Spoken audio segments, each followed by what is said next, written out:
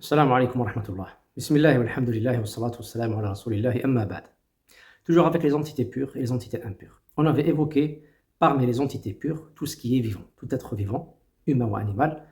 Donc il est considéré comme pur, ainsi que sa sueur, sa salive, ses larmes, toutes ces parties sont pures. Et on est de même par rapport au lait de la femme, yani de l'humain, ainsi que le lait des animaux qui sont licites à la consommation.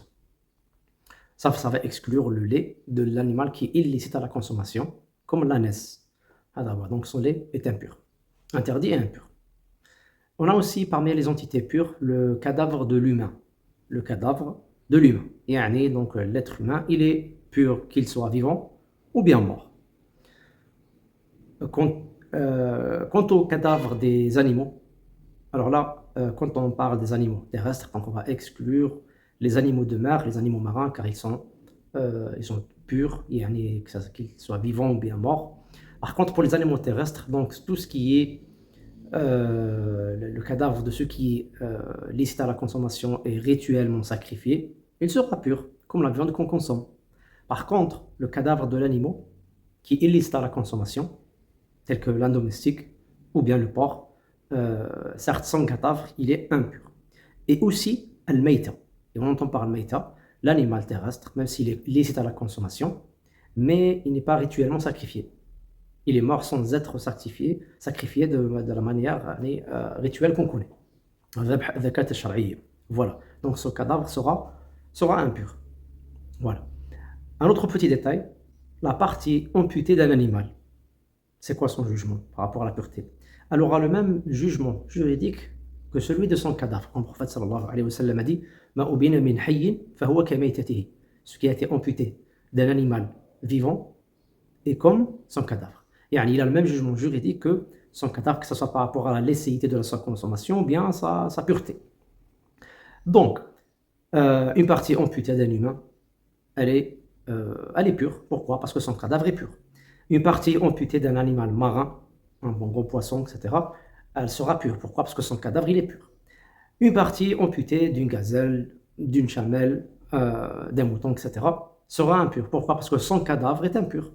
Quand on dit le cadavre, c'est-à-dire ce qui n'est pas rituellement sacrifié. Voilà. Donc voilà par rapport à ça. On acceptera de cette règle-là les parties du corps de l'animal qui ne sont pas dotées de sensibilité, qui ne sont pas animées par la vie. C'est-à-dire, on entend par là les poils, la laine du mouton, bien les poils de la chèvre ou du chameau. Ces parties-là, donc, elles sont tout le temps considérées comme pures. C'est-à-dire, même si on va les enlever du cadavre qui n'est pas rituellement sacrifié, donc ces parties-là seront toujours pures. Autre chose qui est très importante, c'est les déchets, les excréments, l'urine. Bon, pour l'humain, c'est clair et net que c'est des impuretés. Pour les animaux, qu'est-ce qu'il en est? Alors là, donc ça dépend.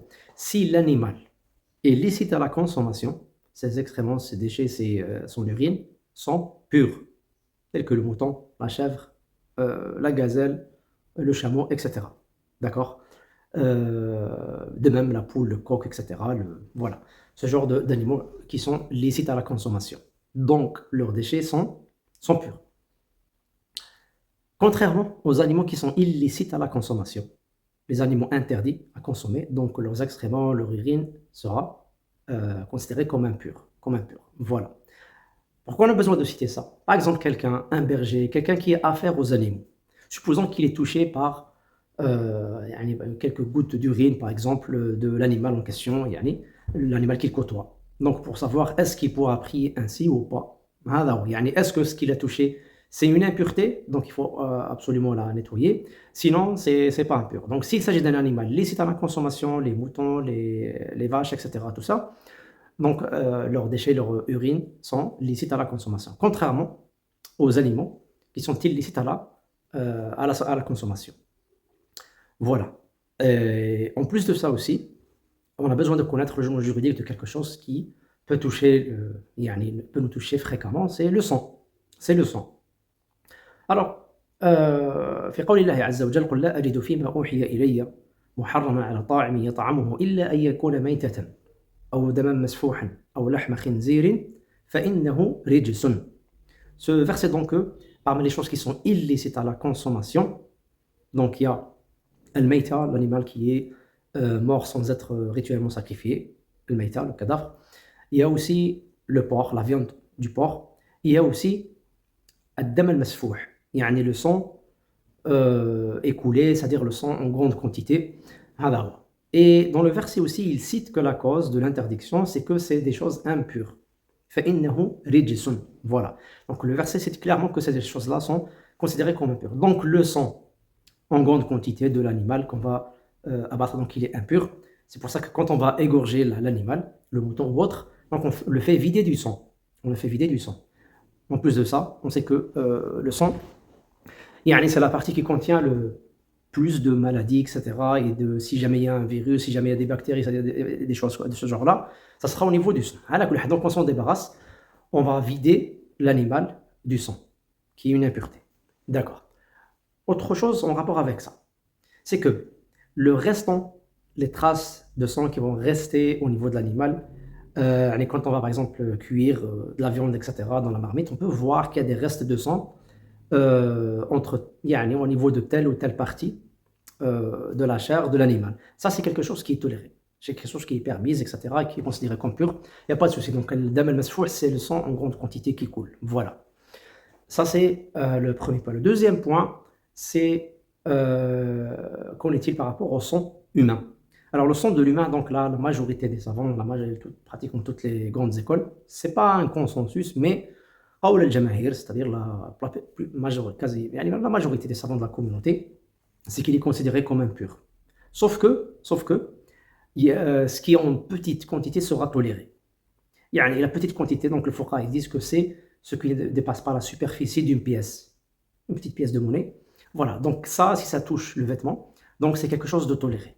D'où ça rapporte une facilité aux gens qui travaillent dans les abattoirs, ou bien des boucheries, etc. Tout ça, donc s'il y a des gouttes de sang animal qui vont les toucher, ou bien sang humain ou quoi que ce soit, c'est-à-dire quand c'est en petite quantité, ça sera quelque chose de toléré, quel que soit le type de sang en question, sang humain, sang animal, etc.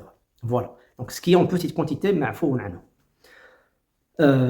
Voilà, donc ça c'est, on peut dire les principales entités à évoquer par rapport à Tahara ou Najasa. هذا هو بارك الله فيكم et on continuera avec un autre thème إن شاء الله. السلام عليكم.